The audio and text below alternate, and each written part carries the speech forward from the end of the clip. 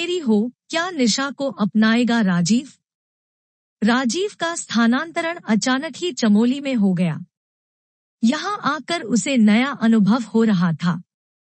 एक तो पहाड़ी इलाका, उस पर जान पहचान का कोई भी नहीं। पहाड़ी इलाकों में मकान दूर दूर होते हैं। दिल्ली जैसे शहर में रहकर राजीव को ट्रैफिक का शोर, गानों की आवाजें और लोगों की बातचीत के तेज स्वर सुनने की आदत सी पड़ गई थी। किंतु यहाँ तो किसी को देखने के लिए भी वह तरस जाता था। जिस किराए के मकान में वह रह रहा था, वह 2 मंजिला था। ऊपर के घर से कभी कभी एक बच्चे की मीठी सी आवाज कानों में पड़ जाती थी, पर कभी आते जाते किसी से सामना नहीं हुआ था उसका। उस दिन रविवार को नाश्ता करके वह बाहर लॉन में कुर्सी पर आकर बैठ गया। पास ही मेज पर उसने लैपटॉप रखा हुआ था। कॉफी के घूंट भरते हुए वह ऑफिस का काम निपटा रहा था। तभी अचानक मेज पर रखे कॉफी के मग में छपाक की आवाज आई।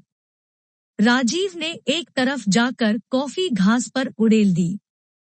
इतनी देर में ही पीछे से एक बच्चे की प्यारी सी आवाज सुनाई दी, अंकल, मेरा मोबाइल। राजीव ने मुड़कर बच्चे की ओर देखा और मुस्कुराते हुए पास रखे टिश्यू पेपर से कॉफी में गिरे हुए फोन को साफ करने लगा। लाइए अंकल, मैं कर लूंगा, कहते हुए बच्चे ने अपना नन्हा हाथ आगे बढ़ा दिया। किंतु फोन राजीव ने साफ कर दिया और बच्चे को थमा दिया। बच्चा जल्दी से फोन को ऑन करने लगा, लेकिन कई बार कोशिश करने के बाद भी वह ऑन नहीं हुआ। बच्चे का मासूम चेहरा रोआसा हो गया। उसकी उदासी दूर करने के लिए राजीव बोला, अरे वाह, तुम्हारा फोन तो छलांग मारकर मेरी कॉफी में कूद गया था। अभी स्विमिंग पूल से निकला है, थोड़ा आराम करने दो, फिर ऑन करके देख लेना। चलो थोड़ी देर मेरे पास बैठो, नाम बताओ अपना। अंकल, मेरा नाम प्रियांश है, पास रखी दूसरी कुर्सी पर बैठता हुआ वह बोला, पर यह मोबाइल ऑन क्यों नहीं हो रहा, खराब हो गया है क्या? चिंतित होकर वह राजीव की ओर देखने लगा। शायद, पर कोई बात नहीं। मैं तुम्हारे पापा से कह दूंगा कि इसमें तुम्हारी कोई गलती नहीं है, अपने आप छूट गया था न फोन तुम्हारे हाथ से। हाँ अंकल, मैं हाथ में फोन को पकड़कर ऊपर से आपको देख रहा था, भोलेपन से उसने कहा। फिर तो पापा जरूर नया फोन दिला देंगे तुम्हें। हाँ, एक बात और, तुम इतने प्यारे हो कि मैं तुम्हें चुनमुन नाम से बुलाऊंगा, ठीक है? राजीव ने स्नेह से प्रियांश की ओर देखते हुए कहा। बुला लेना चुनमुन कहकर, मम्मी भी कभी कभी मुनमुन कह देती है मुझे, पर मेरे पापा तो बहुत दूर रहते हैं।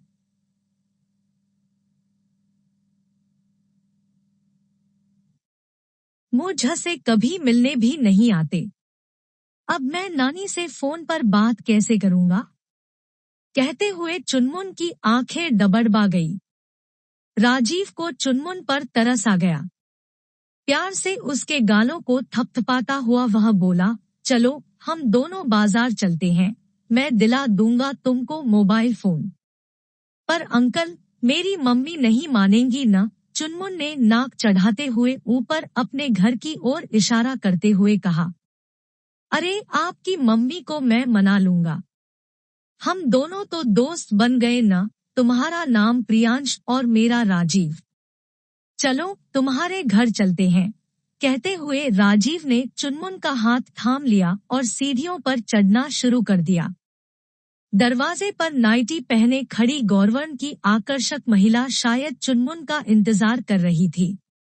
राजीव को देखकर वह एक बार थोड़ी सकपकाई, फिर मुस्कुराकर अंदर आने को कहती हुई आगे आगे चलने लगी। भीतर आकर राजीव ने अपना परिचय दिया। उसके बारे में वह केवल इतना ही जान पाया कि उसका नाम निशा है और पास के ही एक विद्यालय में अध्यापिका है। चुनमुन ने मोबाइल की घटना एक सांस में बता दी निशा को, और साथ ही यह भी कि अंकल ने उसका नाम चुनमुन रखा है, इसलिए निशा भी उसे इसी नाम से बुलाया करे। मुनमुन तो किसी लड़की के नाम जैसा लगता है। निशा रसोई में चली गई और राजीव चुनमुन से बातें करने लगा। तब तक निशा फ्रूट जूस लेकर आ गई। राजीव ने शाम को बाजार जाने का कार्यक्रम बना लिया। निशा को भी बाजार में कुछ काम था। पहले तो वह साथ जाने में थोड़ी हिचक रही थी, पर राजीव के आग्रह को वह टाल न सकी। तीनों शाम को राजीव की कार में बाजार में और रात को बाहर से ही खाना खाकर घर लौटे। बाजार में चुनमुन राजीव की उंगली पकड़े ही रहा। राजीव भी कई दिनों से अकेलेपन से जूझ रहा था, इसलिए उसे भी उन दोनों के साथ एक अपनत्व का एहसास हो रहा था। निशा के चेहरे पर आई चमक को राजीव साफ साफ देख पा रहा था। वह खुश था कि पड़ोसी एक दूसरे के साथ किस प्रकार एक परिवार की तरह जू। उस दिन के बाद चुनमुन अक्सर राजीव के पास आ जाया करता था। राजीव भी कभी कभी उनके घर जाकर बैठ जाता था। राजीव को निशा ने बताया कि उसके माता पिता हिमाचल प्रदेश में रहते हैं। ससुराल पक्ष के विषय में उसने कभी कुछ नहीं बताया। राजीव भी अक्सर उनको अपने माता पिता व छोटी बहन सुरभि के विषय में बताता रहता था। पिता दिल्ली में एक व्यापारी थे, जबकि छोटी बहन 1 साल से मिस्र में अपने पति के साथ रह रही थी। उस दिन राजीव ऑफिस में बाहर से आए हुए कुछ व्यक्तियों के साथ व्यस्त था। एक महत्वपूर्ण बैठक चल रही थी। उसके फोन पर बार बार चुनमुन का फोन आ रहा था। राजीव ने 3 से 4 बार फोन काट दिया, पर चुनमुन लगातार फोन किए जा रहा था। बैठक के बीच में ही बाहर जाकर राजीव ने उससे बात की। चुनमुन को तेज बुखार था। निशा ने डॉक्टर को दिखाकर दवाई दिलवा दी थी और लगातार उसके पास ही बैठी थी। पर चुनमुन तो जैसे राजीव को ही अपनी पीड़ा बताना चाहता था। राजीव के दुलार से मिला अपनापन वह अपने नन्हे से मन में थाम कर रखना चाहता था। राजीव ने बैठक में जाकर सबसे क्षमा मांगी और अपने स्थान पर किसी दूसरे व्यक्ति को बैठाकर ऑफिस से सीधा चुनमुन के पास आ गया। उसे देखते ही चुनमुन खिल उठा। निशा भी मन ही मन राहत महसूस कर रही थी। चुनमुन ने राजीव को अपने घर कपड़े बदलने भी तभी जाने दिया जब उसने रात को चुनमुन के घर ठहरने का वादा किया। निशा के आग्रह पर राजीव रात का खाना उनके साथ ही खाने को तैयार हो गया। तेज बुखार के कारण चुनमुन की नींद बार बार खुल रही थी, इसलिए निशा और राजीव उसके पास ही बैठे थे। अपनेपन की एक डोर दोनों को बांध रही थी। अपने जीवन के पिछले दिन दोनों एक दूसरे के साथ साझा कर रहे थे। राजीव का जीवन तो कमोबेश सामान्य ही बीता था, पर निशा एक भयंकर तूफान से गुजर चुकी थी। कुछ वर्षों पहले वह अपनी दादी के घर हिमाचल के सुदूर गांव में गई थी। उनका गांव मैक्लोडगंज के पास पड़ता था, जहां अक्सर सैलानी आते जाते रहते हैं। एक रात वह ठंडी हवा का आनंद लेती हुई कच्ची सड़क पर मस्ती से चली जा रही थी। अचानक एक कार उसके पास आकर रुकी। पीछे से किसी ने उसका मुंह दबोच लिया और उसे स्त्री जन्म लेने की सजा मिल गई। अंधेरे में वह उस दानव का चेहरा भी न देख पाई और वह तो अपने पुरुषत्व का दंभ भरते हुए चलता बना। उसे तो पता भी नहीं कि एक नन्हा अंकुर वह वहीं छोड़कर जा रहा है। निशा का नन्हा चुनमुन। माता पिता ने निशा पर चुनमुन को अनाथाश्रम में छोड़कर विवाह करने का दबाव बनाया, पर वह नहीं मानी। लोग तरह तरह की बातें करके उसके माता पिता को तंग न करें, इसलिए उसने घर से दूर आकर रहने का निर्णय कर लिया। चुनमुन उसके लिए अपनी जान से बढ़कर था। चुनमुन का बुखार कम हुआ तो दोनों थोड़ी देर आराम करने के लिए लेट गए। राजीव की आंखों से नींद कोसों दूर थी। वह रह रह कर निशा के बारे में सोच रहा था। कितनी दर्दभरी जिंदगी जी रही हो तुम, जैसे कोई फिल्मी कहानी हो। इतनी पीड़ा सहकर भी चुनमुन का पालन पोषण ऐसा कि यह बाग का खिला हुआ फूल लगता है, टूटकर मुरझाया हुआ नहीं। पुरुष के इतने विभत्स रूप को देखने के बाद भी तुम मुझ से अपना दर्द बांट पाई। तुम शायद यह जानती हो कि हर पुरुष बलात्कारी नहीं होता। तुम्हारे इस विश्वास के लिए मैं तुम्हारा जितना सम्मान करूं, वह कम है। स्वयं जीवन की नकारात्मकता में जी रही हो और दूसरों को सकारात्मक ऊर्जा दे रही हो। तुम कितनी अच्छी हो, निशा। निशा को मन ही मन इस तरह सराहते हुए राजीव उसका सबसे बड़ा प्रशंसक बन चुका था। 2 से 3 दिनों में चुनमुन का बुखार कम होना शुरू हो गया। ऑफिस के अलावा राजीव अपना सारा समय आजकल चुनमुन के साथ ही बिता रहा था। निशा ने स्कूल से छुट्टियां ली हुई थी, इसलिए बाहर से सामान आदि लाने का काम भी राजीव ही कर दिया करता था। उसका सहारा निशा के लिए एक परिपक्व वृक्ष के समान था। फूलों से लदी बेल सी वह उसके बिना अधूरा अनुभव करने लगी थी स्वयं को रोक। स्त्री एक लता ही तो है जो पुरुष का आश्रय पाकर और भी खिलती है तथा निस्वार्थ होकर सबके लिए फलना फूलना चाहती है। चुनमुन का बुखार उतरा तो कांवाली बाई बीमार पड़ गई। दोनों घरों का काम लक्ष्मी ही देखती थी। उसने निशा को फोन पर सूचना दी और यह सूचना जब वह राजीव को देने पहुंची तो वह सिर पकड़कर बैठ गया। रात को उसकी मां नीलम का फोन आया था कि वे सुरभि के साथ 2 दिनों के लिए चमोली आ रही है। सिर्फ 1 सप्ताह के लिए भारत आई थी सुरभि और राजीव से बिना मिले वापस नहीं जाना चाहती थी। लगता है दोनों यहाँ आकर काम में ही लगी रहेंगी, राजीव ने निराश होकर निशा से कहा। तुम क्यों फिक्र करते हो, मैं सब देख लूंगी। निशा के इन शब्दों से राजीव को कुछ राहत मिली और वह घर की चाबी निशा को सौंपकर ऑफिस चला गया। राजीव की मां नीलम और सुरभि दोपहर को पहुंचने वाली थी। निशा ने चुनमुन की बीमारी के कारण पहले ही पूरे सप्ताह की छुट्टियां ली हुई थी विद्यालय से। सुरभि और मां राजीव की अनुपस्थिति में घर पहुंच गई। निशा के रहते उन्हें किसी भी प्रकार की समस्या नहीं हुई। राजीव के आने पर भी वह सारा घर संभाल रही थी। चुनमुन भी राजीव की मां से बहुत जल्दी घुल मिल गया। 2 दिन कैसे बीत गए किसी को पता ही नहीं लगा। जाने से 1 दिन पहले रात का खाना खाने के लिए निशा ने सबको अपने घर पर बुलाया। घर की साज सज्जा, खाने का स्वाद, रहने का सलीका आदि से राजीव की मां निशा से प्रभावित हुए बिना न रह सकी। बेडरूम में पुराने गानों की सीडी और विभिन्न विषयों पर पुस्तकों का खजाना देखकर सुरभि को निशा के शौक अपने जैसे ही लगे और वह प्रसन्नता से चहकती हुई हरिवंश राय बच्चन की मधुशाला का आनंद लेने लगी। चुनमुन राजीव की मां से कहानियां सुन रहा था। देर रात भारी मन से वे निशा के घर से आए। घर आकर भी वे दोनों राजीव से निशा और चुनमुन के बारे में ही बातें कर रही थी।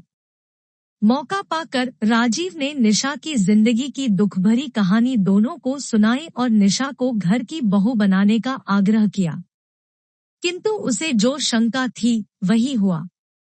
मां ने इस रिश्ते के लिए साफ इनकार कर दिया।